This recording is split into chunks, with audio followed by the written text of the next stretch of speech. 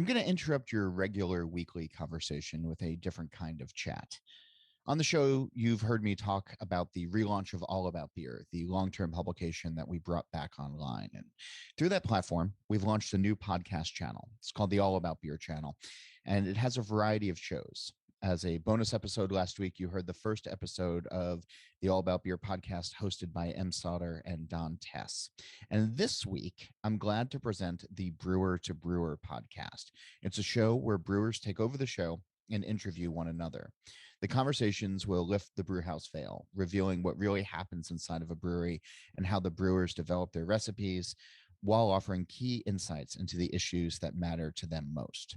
So in episode number 1, which is already run on the All About Beer channel, so you should go and subscribe, you're going to hear it's Tomme Arthur of The Lost Abbey interviewing Marcus Baskerville of Weathered Souls. The All About Beer podcast channel is also going to host Beer Travelers. It's a show hosted by our publisher, Andy Crouch, where he discusses beer cities around the world with local experts who offer advice on where they like to eat, drink, and unwind. In additional podcasts, we're going to be covering books, beer culture, and everything that makes beer great to drink and experience.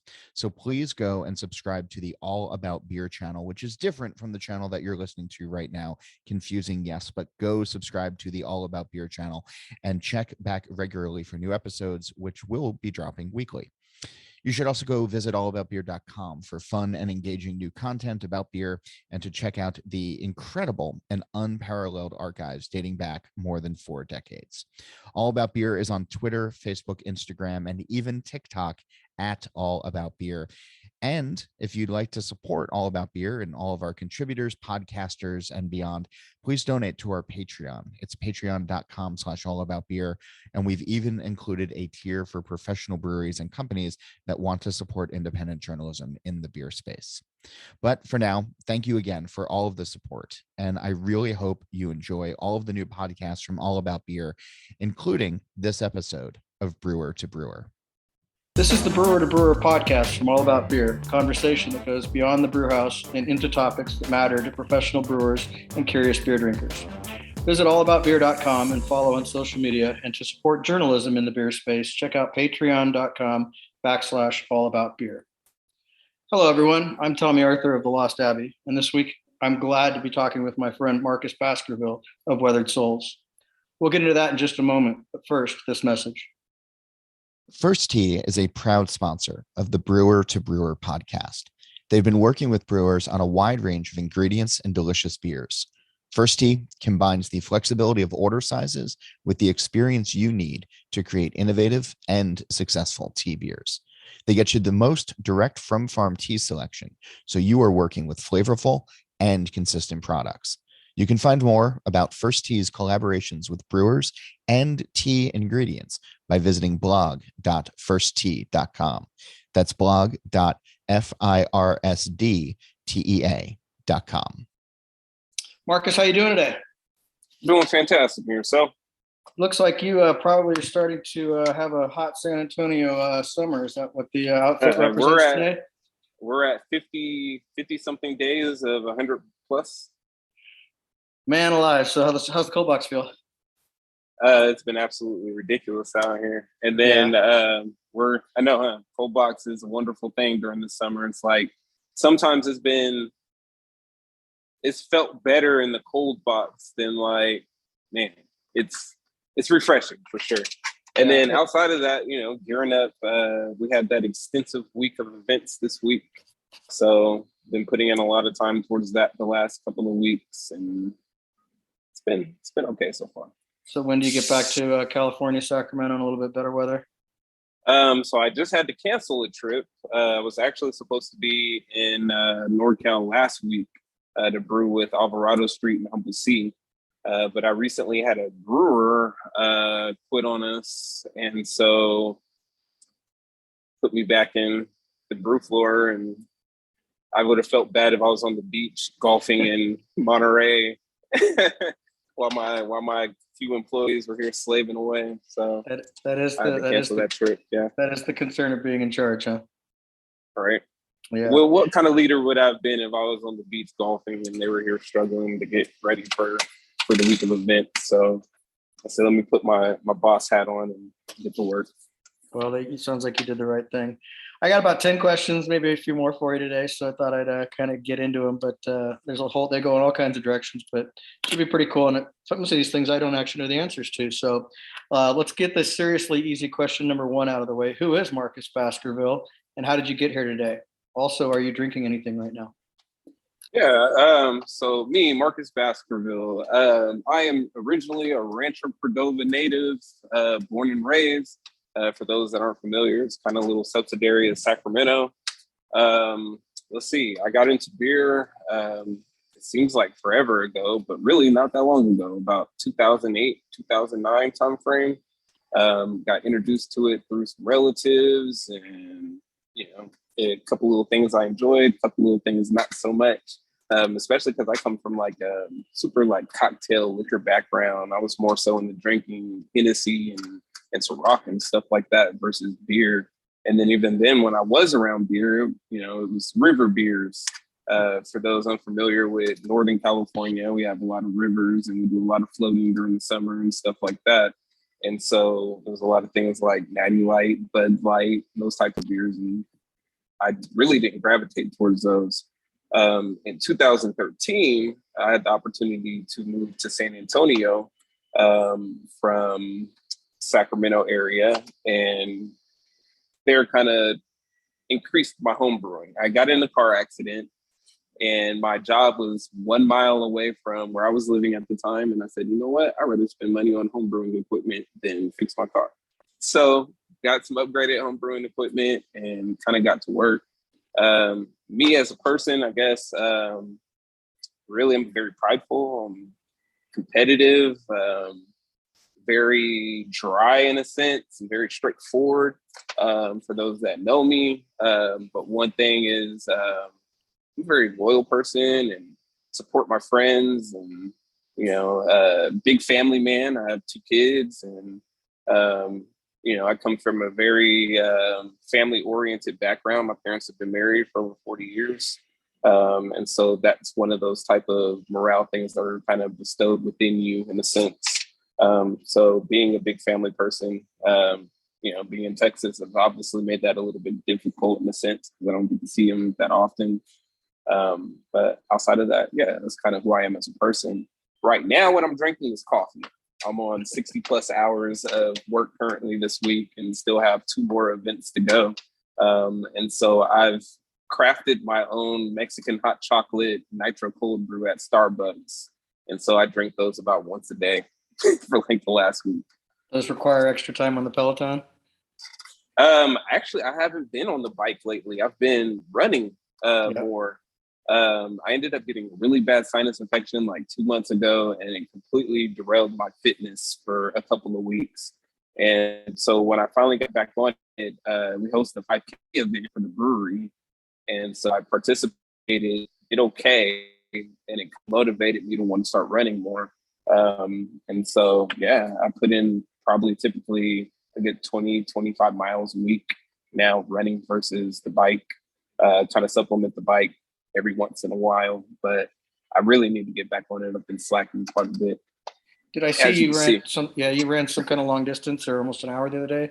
Something continuous. Like continuously ran for a little over 30 minutes. Being that I haven't been a real runner since high school, since sports and stuff like that. Mind you, I'm an avid weed smoker. I didn't really feel like I would be able to do it, but it worked out. So it kind of motivated me to want to start running more. We'll run a couple more 5Ks and then kind of brush up to a 10K. I forgot who it was. Somebody recently asked me to do a half marathon with them. I'm like, I'm nowhere near that yet, but we'll see what happens. I have one in my back pocket, and that's probably the last one I'm ever doing. It was a lot of training, and boy, it's 13.2. 13.1 is a long ways to go. So, but you do a lot of outside biking, right? Yeah, I cycle quite a bit. I'm trying to get back into it. It's funny. You're talking about the weather yesterday. It was about 85 degrees here, and the humidity was up, so it was pretty brutal. It was a pretty brutal lunch ride yesterday.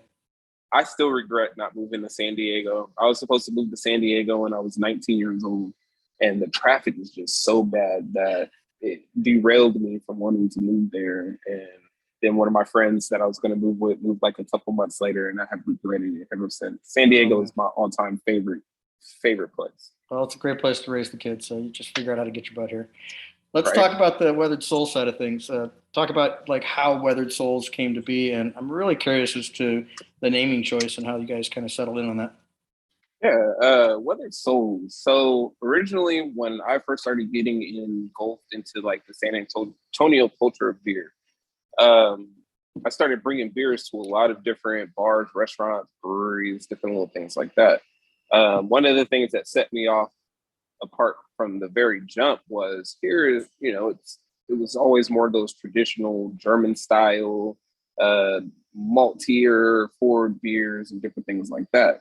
But obviously coming from that California background, we're used to the West Coast IPAs, hazies were starting to become a little more popular in that area, the big boy stouts, sours, and stuff like that.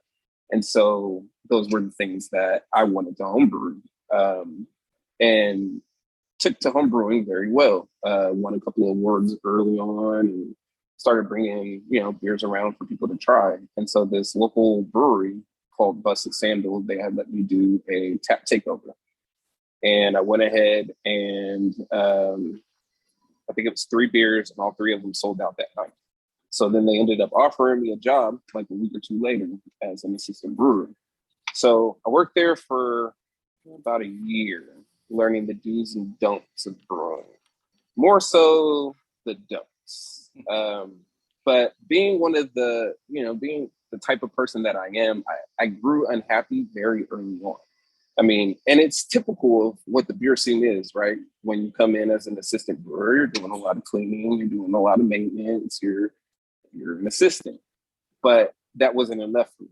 I wanted to produce my own beers. I wanted to, brew, and I wasn't having those opportunities. I mean, so to this day, they had this beer called Lafitte, and it was this brown ale that ended up getting messed up, but I ended up doing some adjunct treatments on it.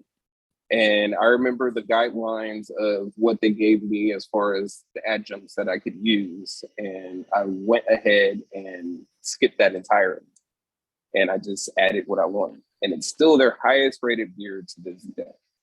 But what was in it? My point, it was Lafitte. So we ended up adding vanilla beans, cacao nibs, and I forgot what the other adjunct was. But whatever they gave me, I ended up quadrupling the and never told anybody until the owner was talking about, like how how good the beer was. And then I was like, well, we kind of changed up some things, and he was really pissed about it.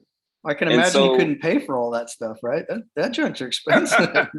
4 times. But it was an amazing beer, and people still talk about it. Mind you, this was 7 years ago. And so at one point I grew unhappy. Didn't really have the opportunity to do the things that I wanted to do. Didn't have the opportunity to grow as a brewer. Didn't have the opportunity to be who I am as a person, right? You're over here conform to what this brewery wants, the beers that they're producing. And in all honesty, I was working there to gain knowledge. I didn't even personally really like the beers that we were producing. So to have that in the back of your mind, it's like, okay, is this really what you want to do? At one point, me and the owner ended up having a little back and forth for him blaming me and this other assistant on something that we actually didn't do. One of the things that I mentioned before is I'm a very prideful individual. So when this owner was mad about the situation, instead of speaking to us with respect, he basically told us that we needed to learn how to be men and take responsibility for our actions. And it was like, wait a second, well, I already told you that I didn't make this action, so what is there to take responsibility for? But even then, now you're questioning me as a man. I don't even let my dad talk to me like that. So now either we're going to have to go fist the cuffs or I'm going to have to quit. So, I don't remember you being arrested for hitting anyone, so. Exactly. So I ended up quitting. And within that time frame, me and Mike had became friends, which is my business partner. Mike was invested in the previous brewery that I was working for. We used to go out, drink, hang out, that type of thing. And we were out about a week after I quit Busted Sandal. And I go, when are we going to open a brewery? And his response, he looks at me and he goes, I've been waiting for you to ask me that. And we started working on the business plan 8 days later. So what time frame is that? Like, where does that put you? This is early 2015. What kind of breweries were in town at that point? The most popular brewery at that point probably would have been Freetail. So a lot of traditional beers in a sense, a lot of German inspired beers in a sense. And so when we opened, well, even then before we opened, we started doing sensory programs and hosting events and letting people try some of the different things that we were producing. And it went really well with the local community. I mean, we were the first brewery in San Antonio to produce hazy IPAs. We were the first brewery in San Antonio to do a real West Coast IPA. I mean, we're the first brewery in San Antonio to do adjunct barrel-aged stouts. First brewery to do, the heavily fruited sours, all those things that those consumers tend to enjoy. But then we also have a traditional sense to us, because for me as a brewer, yes, we make a lot of the things that these people enjoy, but I still enjoy traditional things. I mean, I think right now we currently have about 6 lagers on tap. But meeting Mike, we got into a plan. We brought on another individual, the one that also got blamed for the issue at the other brewery. He ended up quitting and joining in. I was still working full-time at Citibank at the time as a fraud manager with 28 employees, and basically would work my 9 to 5 and then come in the evening, do construction, get things situated for the brewery. And then Mike and Seth would work during the day. So it was about an 8-9 month process for us to open the brewery. The name was the hardest thing for us. We played with so many different ideas as far as what we wanted to do for our name. And we even hired, companies to help us with it and different things like that. And we couldn't land on anything that was meaningful to us. So Mike one night had emailed me, and he was talking about how he liked dealing with ships, how they refer to bodies on ships as souls. So not individual people, different things like that. It brings kind of more of a meaningful nature to the people that are on the boat ship, instead of referring them as bodies or whatever, but souls. And then the weathered aspect actually came from dealing with his father and grandfather. They used to do milk trucks back in the day, and just having that growth of moving through life and kind of becoming more of that weathered figure. For me, it resonated because I've been in so many different kind of fields of business over the course of, mind you, I'm only 37, but, I've been an underwriter, I've done banking, I've been a fraud manager, I used to write fraud policies. At one point, I worked for Verizon, all of these different things, but none of these things that I ever think would lead me into the direction of beer. Beer wasn't anything that was ever in my mindset as far as what my life was going to end up being. Even when I first started drinking beer, it wasn't anything that was kind of in that mindset. One of the more main focuses when I first got into beer was noticing the lack of diversity. And that was something that we really pushed for when I first started drinking beer, was starting Brothers in Beer with my cousin and my brother. And that, has even transcended on to this point, to where there's this huge Facebook group that has a few thousand Black members and different things like that. But that was all based off of the nature of what we noticed that the beer scene was back in 2009, 2010. And so for me, dealing with that and not really realizing that beer was in, I guess, my future, kind of made everything go full circle. And what really hit me when I wanted to start producing beer was when I was homebrewing and noticing that a lot of the beer that I was homebrewing was better than the beer that was being served here locally. And then that's what actually really, really motivated me to want to actually start producing beer.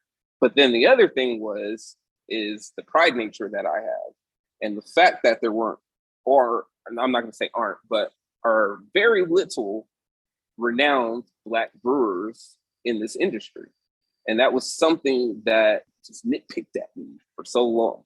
And it was like, well, if all of these fine white folks can do it, then I can do it too. So it's a little arrogant, no? It's a little arrogant to suggest that you could just jump in and become a world-class brewer, right? No matter what your color? Definitely so. All Definitely right. so. And I it like wasn't that. necessarily, it wasn't necessarily the fact of arrogance, but it was seeing so many people become successful and having this pride in what they were doing and making amazing beer. And it's like, okay, I understand that beer historically hasn't really been geared towards minorities, but if all these people are around and being able to produce this and do these things, why can't I do it too? So And you're why can't I change the dynamics of what we see and the dynamics of what's around us? And that was what really drove me to want to become not only a brewer, but a good brewer. So I know there's this deep love for Kobe and the whole Mamba. Like, do you think that part of that swagger in your world comes from sort of that sense of like, if you want it, you got to go get it kind of thing? Like, Oh, 100%. And then that's another thing what's interesting, and that's a good point. So Kobe for me is very mean in the sense that I used to hoop in Kobe's in high school. I broke my ankle in a pair of Kobe Bryant's in his Adidas sneakers. And I vowed off Kobe Bryant. I am not supporting this man ever again. He ruined my basketball career, that type of thing. You know, like I can't support Kobe Bryant any longer. And Kobe's drive and what he did for the Lakers and bringing those extra 2 championships is what made me a fan all over again. And having somebody that has that nature of that killer mentality and doing whatever is necessary to win is something that really motivates me and is really meaningful to me. And I think a lot of people don't forget that a lot of cultures are different in a sense, right? When it comes to Black culture, we've always had that kind of crab in a barrel mentality because systemically that's what's been set for us, which is a whole nother conversation. But you have this chip on your shoulder when you enter certain things and certain modes, and you have to be the best at what you do, and you have to be successful. And, you know, all of these things factor into that. And so for me, not only is beer a career, not only is beer a passion, but again, I have a competitive nature. So of course, I want to make amazing products. I want to have a successful business.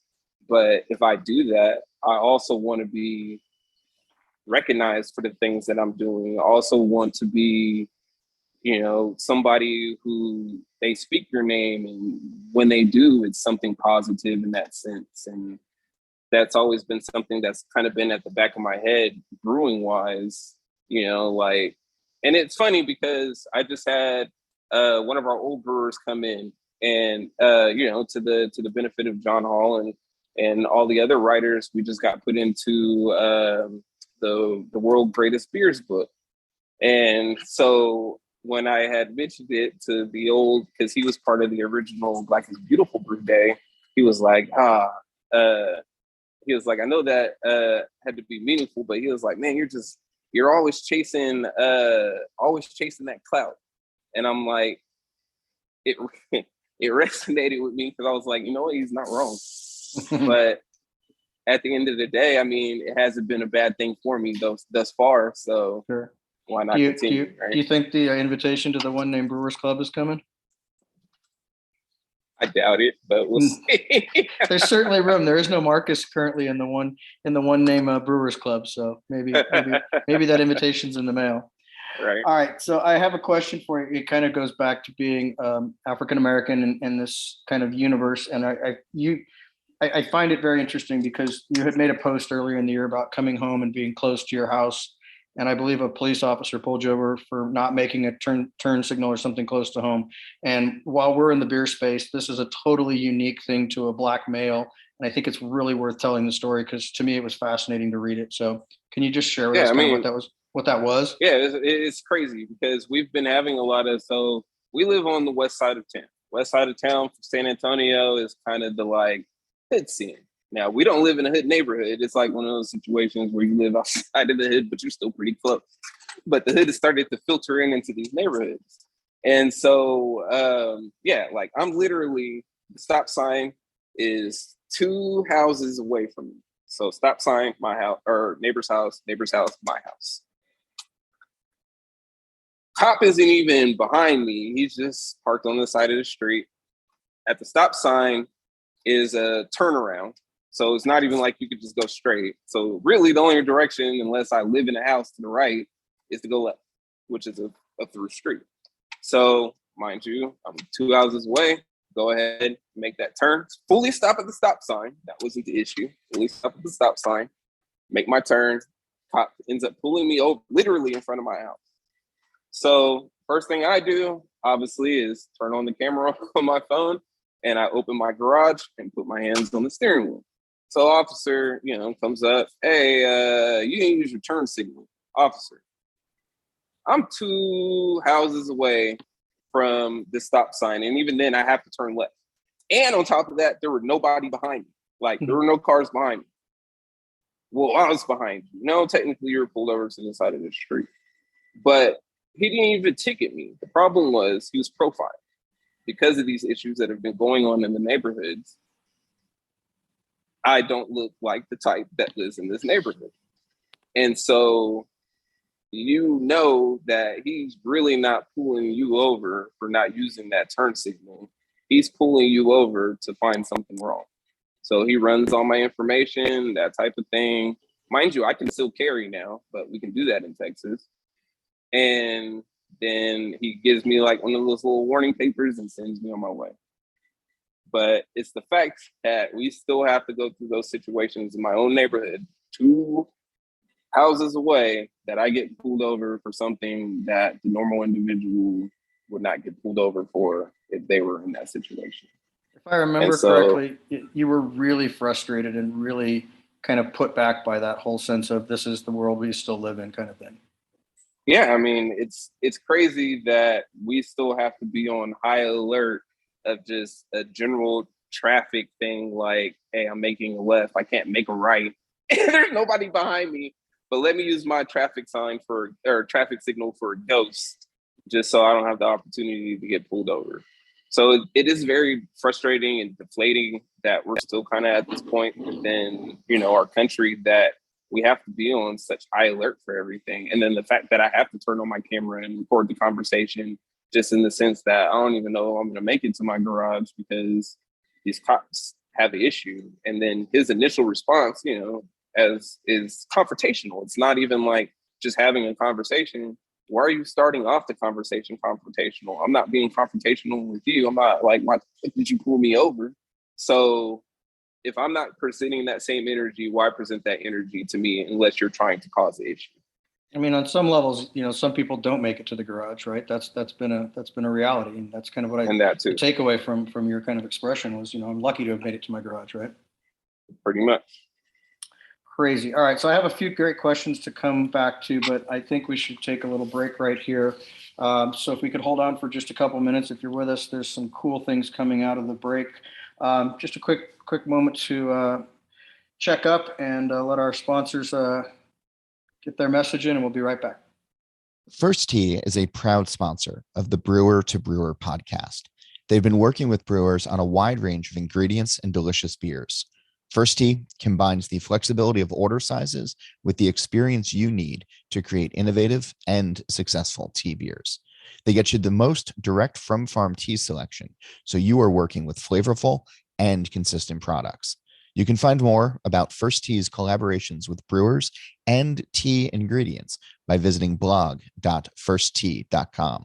That's blog.firsttee.com. Marcus, I think Black is Beautiful was an absolute runaway success, and I think everybody knows that. It's kind of one of those things that will absolutely define a lot of your career and your legacy. And given the conversation that we just had about being a Black man in a neighborhood and being pulled over, it has to kind of set the tone for why you created that project. So give us a really strong sense of the emotion and just how it came to be. But I really want you to tell us I want to hear a story about it that maybe hasn't been talked about, or something that you really kind of took away from that. Maybe it's a specific brewery or someone who did something, or the general, like, give us a really strong sense of why that thing matters so much to you.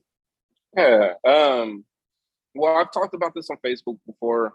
I've had some negative experiences as a youth dealing with the police and stuff like that. Mind you, I come from a very heavily law enforcement household. Dad's in law enforcement, brothers in law enforcement, multiple relatives in law enforcement, and things like that. But have had some very negative experiences when it comes to law enforcement. And so we look back where we were at 2020, and I was on my way to Dallas and was listening to the Breakfast Club and was listening to Breonna Taylor's mom talk. And she was just speaking about the course of actions of her finding out how her daughter was murdered, and how the police basically strung her around for multiple hours and hours and hours until she finally found out what happened. And that conversation brought me to tears, just listening to it. One, because it makes you think about the situations that you've been in, but then on the other end of it, like, I'm raising young daughters myself. And so to think about the direction that our country still is in and kind of going in, you look at it and it's a disheartening thing. Like, you lose faith in humanity and kind of what's to come. And so it's funny because people always talk about, or a few people have talked about, the unorganization of Black is Beautiful. But what people don't realize about Black is Beautiful is that was completely 100% organic thing that was driven based off of emotion. It was literally listening to a conversation, then having a conversation with Jeffrey Stuffings from Jester King, and then being like, man, I need to do something. I need to do something to give back. We're in peak 2020, and I just looked at myself like, you're a disappointment because you have all of these protests going on. We're basically in like civil rights 2.0, and your ass is sitting at home basically doing nothing. Yes, you chat a lot on Facebook about the discrepancies and things like that, but I've always been more of a action drives more than talk type of person. So unless you're actually providing action, you're not doing anything. And then I looked at what my daughters would say about me, right? Now, say the course of actions in 2020 had extended longer, and they would have looked back at the course of history like, what was daddy doing at this time? Oh, he was just at the house with us. And I couldn't let that happen. So me being the introverted individual that I am, and we being peak COVID, I wasn't going to those protests. But how can I give back within the opportunities that I have? How can I give back based off of what I have at the forefront at that time? And it was beer. And so that's how Black is Beautiful came along. And originally it was going to be a standalone release. I was going to do it in the brewery, release, some proceeds to a local charity, but it was about that giving solidarity to the cause of what was going on at that time. But then having the conversation with Jeff and him challenging me to take it a step further is what made me go ahead and do the initiative. And you can tell the tone of what our industry is when even how Jeff worded it to me.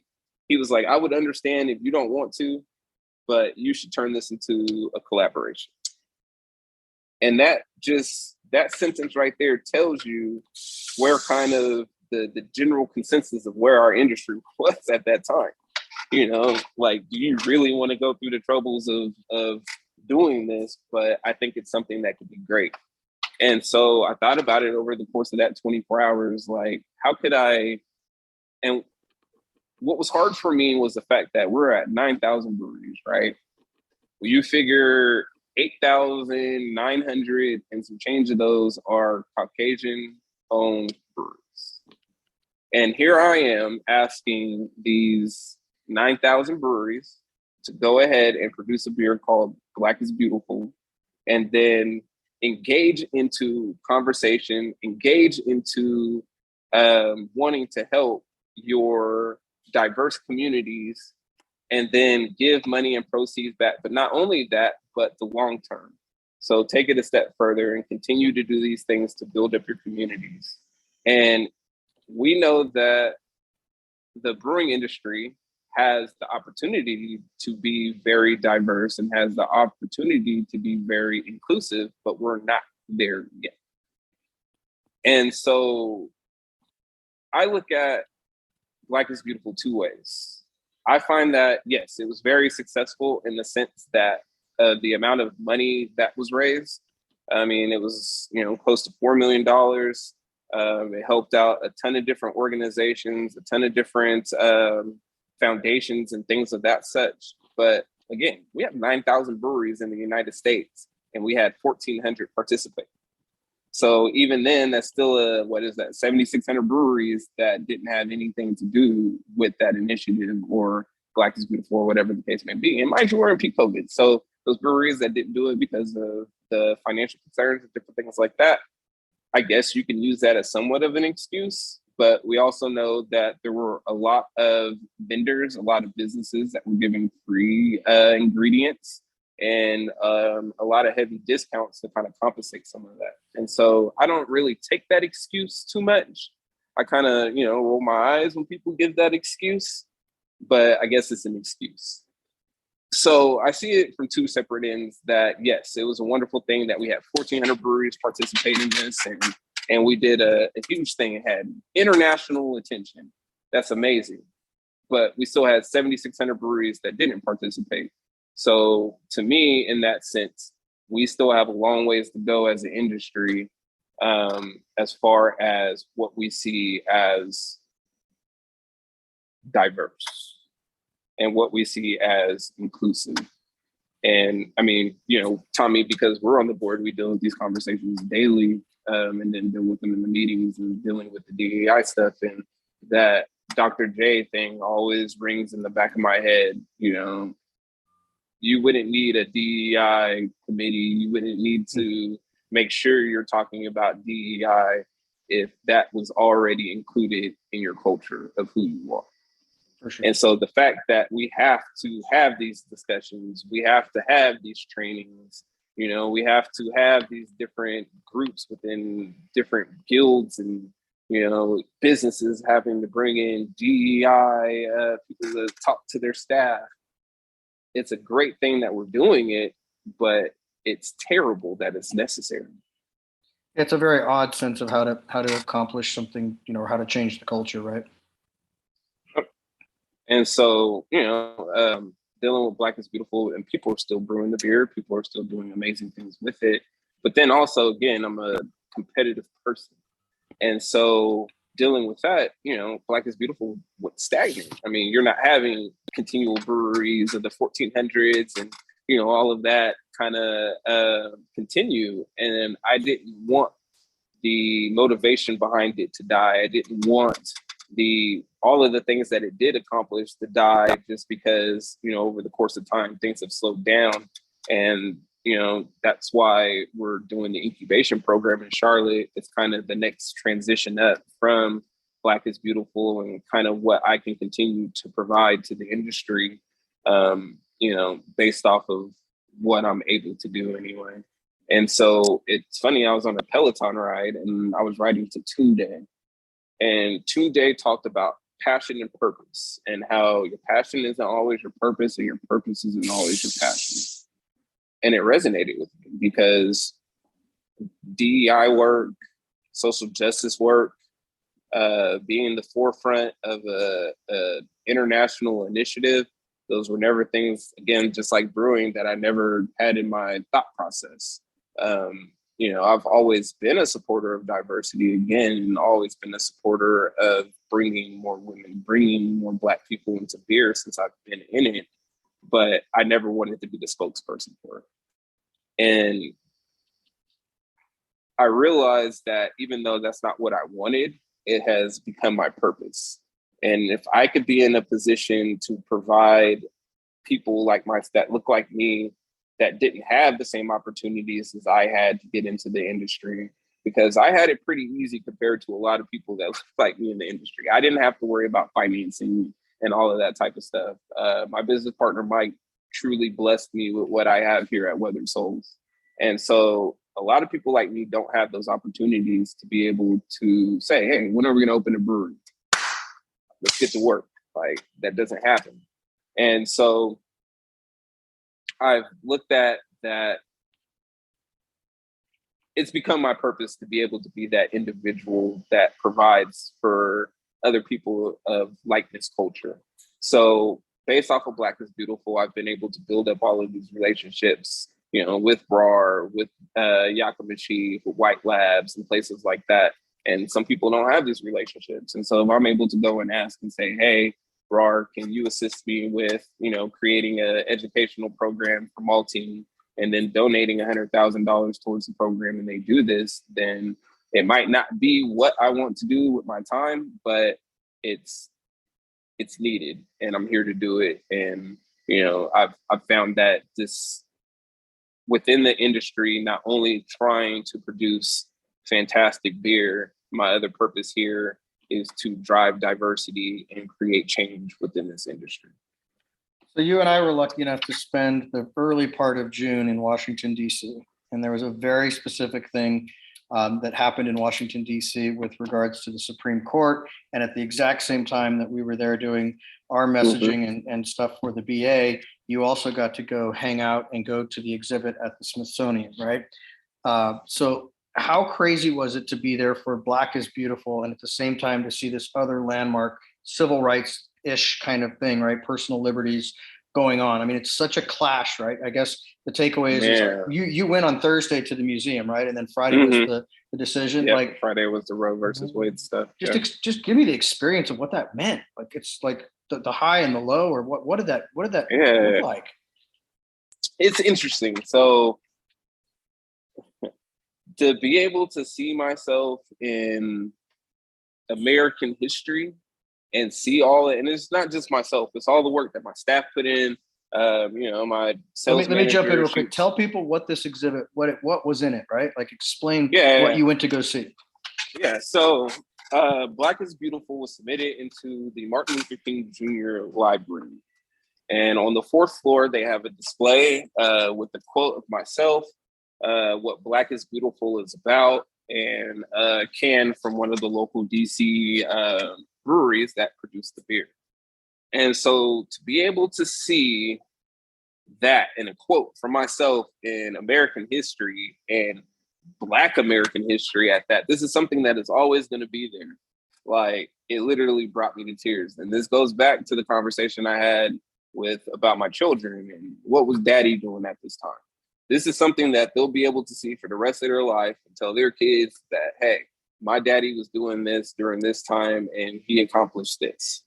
And it brought me to tears. Like, I'm not gonna even lie, just to sit there. And I sat there and just sat in front of that exhibit probably for a good 30, 45 minutes just to kind of like soak in that whole experience. And then what was also crazy was on one of the other displays, they were having some like voiceovers for people about their experience of finding out when Martin Luther King died. And I had a relative who was one of the people whose voices were in there as well. And we're on the same floor. And so just to be able to see that was absolutely insane. But then as we were talking about kind of seeing how our culture and how the course of America is going right now and the direction it's going, it's scary. And the fact that we have something like that reversed and women don't have the say to do what they want with their bodies regardless is absolutely insane. And we look at what kind of potential, if they are going to do things like that, what else other trickle effects can happen, right? We've already seen senators. I think there was a Texas senator that was talking about a couple of things related to Jim Crow and different things like that. And so to see us go back in that kind of direction is a super scary thing. But then also to go from kind of that joy of accomplishment to the anger, like, man, there's still so much work to do in our country. was a huge conundrum for me. And then especially the fact, again, I'm raising daughters, and especially being in Texas and, looking at the negative experiences that they can have based off of decisions that people who don't even have these bodies are making is insane to me. And, hopefully we don't continue to go downhill. I pray that we don't continue to go downhill, but it's not looking good. So you and I had a very great conversation about legacies and things. And I told you that with all the great landscape beer things that I've managed to accomplish in my time, and it's been nothing I've done in beer will ever connect the way that Black is Beautiful and resonate, and your legacy in being in the museum and being a Black man. I can't even imagine what it's going to be like to take your daughters and be like, this is my display. As much as you were overwhelmed the first time, I think it might even be stronger to connect them to that. I think that's incredible. And I think that's just something that you, even at this age, get to take away for the rest of your life. And you're not done. I think that's the biggest message for me, is that you've only been doing this for 10 years. And now, you've already set yourself up for the long haul. I have a really interesting question for you, because I don't stalk, but I want to talk about something more enlightening and maybe something a little more fun. So you seem to have had a really bad run with the airlines. Let's talk about like what the F your travel's been like, right? Every time I turn around, you're getting bombed by the airlines in some bad way. So let's relate to the people over bad flight schedules. Man, it's been crazy. And it's funny because nobody like really believes me that I have all of these issues with these flights. It was like a course of 8 flights in a row, and these are round trip, like 8 round trip flights in a row. Every single flight I had an issue, whether it be cancellation, delay, you get on the plane and then there's a mechanical issue, whatever the case may be. It was absolutely insane.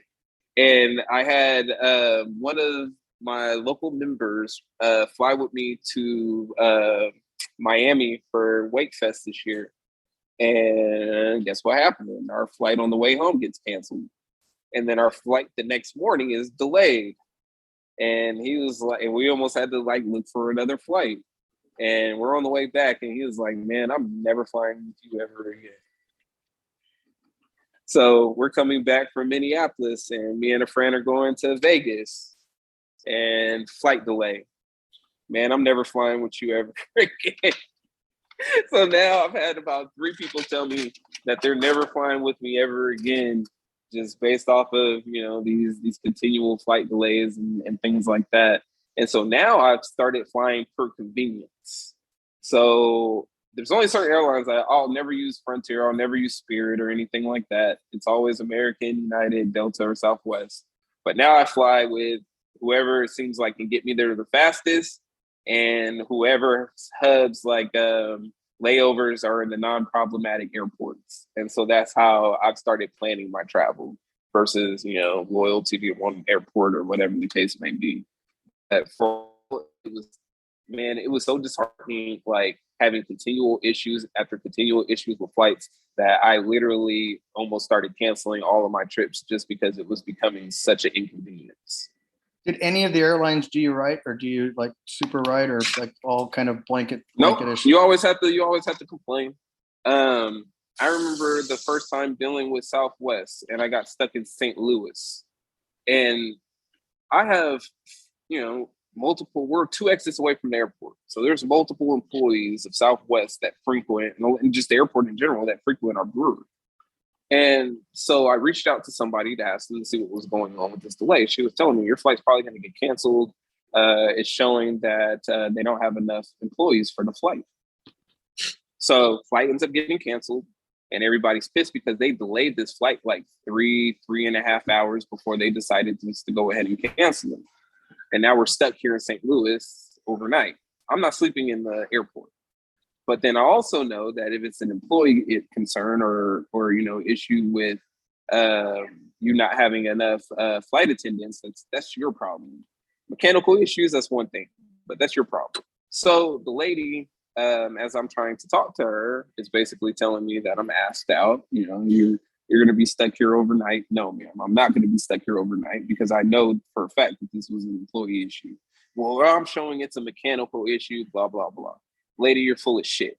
So mind you, again, this is something that was funny because now I'm the angry black man. I'm in here getting loud. I'm in here getting upset. You have all these people behind me looking at me like I'm crazy. But am I in the wrong? No. So a manager comes 15, 20 minutes later. Obviously, they make me wait. Manager comes and he just tells you, man, you know what? You're completely right. Gives me a nice hotel room, gives me $400 voucher. I'm sorry for the issues, yada. But the satisfaction was walking past all of those people laid up on the floor, waiting for the flight the next day. And see, you guys should have been as angry as I was instead of looking at me with such disdain. And now I get to sleep in a nice hotel room tonight while you guys sleep on this floor. So, I mean, it's been those type of issues that I've had continuously. I mean, I had to recently with American, I had to write them a corporate letter because I'm one of those people. Like, if I don't get my way, I'm writing the corporate letter and, that type of thing. And finally, they took care of me. But, it seems like these airlines are starting to care less and less and less about their customer base and making sure that everybody is situated. I've been a United guy for almost the entire haul, and I'm getting really close to having some lifetime status with them. And that's like my saving grace. It's like, yep. You got to hold on to something like that. You got to hold on to that golden ticket, right? So that's the hope. All right. So you said the word earlier and it was in my notes. So come on, let's talk about being a functioning introvert, right? I'm definitely a highly functioning one. You get thrust out in front of people. You got to do these things. But at the end of the day, you got to go find a closet, climb into it, right?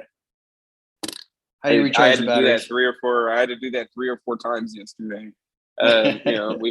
We've had the week of weathered events going on all week. So last night we had a casino cocktail night. So everybody wanted to hang out. A couple of times you just got to go in the office and sit in there, to yourself, shut the door. I've noticed that quite a bit of brewers are kind of that functioning introvert, right? Where they can function with small groups and things like that. They have the friends, but when it comes to dealing with large groups, it becomes overwhelming. And I think it has part of it is because we work in a very close setting, right? I mean, you're on your brew floor. I find I get very intimate with my brewery floor, right? When I'm here by myself brewing, my headphones are in, I'm listening to my favorite music, I'm dancing, I'm vibing, I'm enjoying myself, right? That's your time to yourself to create. That's your time to yourself to be an artist. That's your time to yourself to do the things that you love. And so then you start bringing everybody around you, but then you forget all the extra details that go along with it. But for me, I've always been kind of the introvert. Like even in high school, I used to sit by myself at the lunch table if I get to hang out with my friends and do my homework and eat to myself. Like, I don't have a problem being alone. I'm one of those people that I enjoy the overall, I have a joy of being alone. Just to have that silence to yourself is an amazing feeling, especially with 2 young children and a business to run. And so for me, it becomes very overwhelming when we have large events and very overwhelming when I have to put in a lot of hours. And people, it's weird sometimes because, people want to talk to the brewer and they want to talk to the owner and they want to get to know you and have those experiences and stuff like that. And you want to provide that to your customer base because it creates that family vibe of people wanting to come back and support you and stuff like that. But on the other end of it, it's like sometimes I do not feel like talking. I just want to sit in my office with my headphones on and work, or close the brew deck and not have the door open during business hours and not have people ask me questions and just function and do what I need to do to get out the day.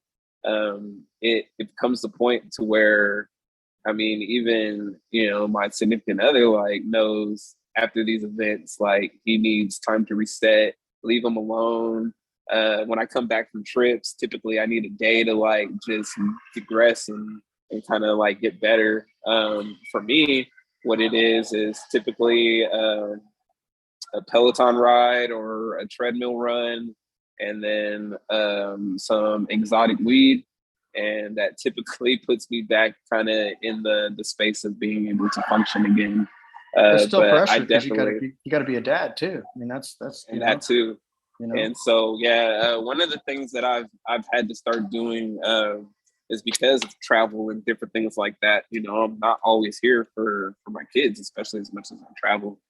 So one of the things that I've started is this podcast called Dad Work, and it basically, you know, is a pop conglomerate of a whole bunch of fathers that have taken their time to be better dads, and just listening to that podcast and kind of implementing some of the things that they talk about have helped a lot. Like dealing with my daughter, for instance, she started onboarding for kindergarten yesterday.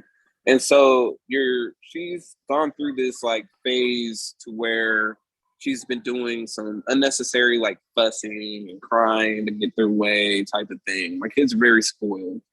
But you know, if you can provide for them, you can provide for them. So my kids are spoiled. But in that sense, they do a lot of unnecessary fussing, a lot of unnecessary. We're trying to get her out of that habit. And so dealing with her new kindergarten, she's going from like a school where they could wear what they want to uniform. They got to wear black shoes and different things like that. And so it's like, Miara, this is going to be one of those situations where you're going to have structure, right? You can't be in here fussing and stuff. You're going to be getting in trouble. But then I realized that that's not the way to go about it, right? You shouldn't bring negativity into it. And so this morning we had to have a conversation, and it was more along the lines of, because the first day she didn't really interact with any other students or anything like that. Like, you know, kids that are here today or branded are going through the same, you know, anxiety and, you know, wondering where their other friends are, and your new teacher and different things like this. But you just got to give her the you're a beautiful Black girl talk, and you're smart, and, you know, people are going to want to be your friend. And she had an amazing day today. So for me, it's been, because I'm not around them as much as I feel like I need to be around them. When I am around them, I need to make it meaningful. So you travel too much, you work too hard, and you drink too much bourbon or beer, or let's talk about bourbon real quick. Yeah, I've gotten out of the large consumption of beer. I lost 25 pounds when I started doing the Peloton, and now a half a pint just makes me feel full. I mean, it's not that I still don't enjoy beer, but I know where my calorie counts come from, and I think it's just my body telling me like, hey, you're going to kill this pint, you're going to add extra pound back. So over the course of the last couple of years, I've definitely have gravitated more towards the bourbon typical thing. But for me, one of the things was I've never enjoyed the feeling of being drunk. I've never enjoyed the feeling of being tipsy. I do not like any changes to my body outside of being high off of weed. So for me, when it comes to drinking, it's more about the enjoyment of the actual flavor profile, the enjoyment of what I'm sipping, the camaraderie of who I'm around, and not necessarily drinking to get drunk. So for me, I typically have a 1.5 ounce pour in the evening, depending on my mood. If there was something that was accomplished that day, then I'll go into I have an office workout room.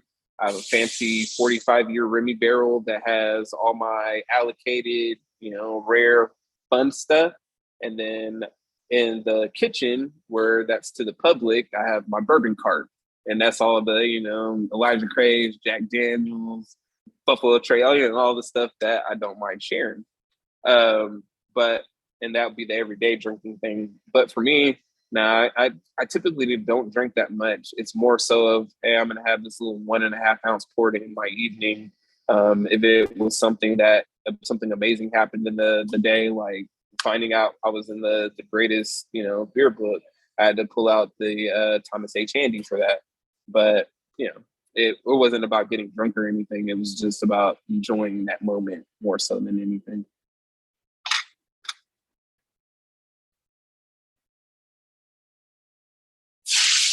So I just learned that you have a whole bourbon man cave, so that's good. And I've told you that I've got a bourbon cave of my own. So I'm ready to get you out here the next time. I The know. next We've time been I working come on getting visit, you I'm out here. raiding. You already know. I'm raiding I your know. office. Yeah, it's pretty sweet.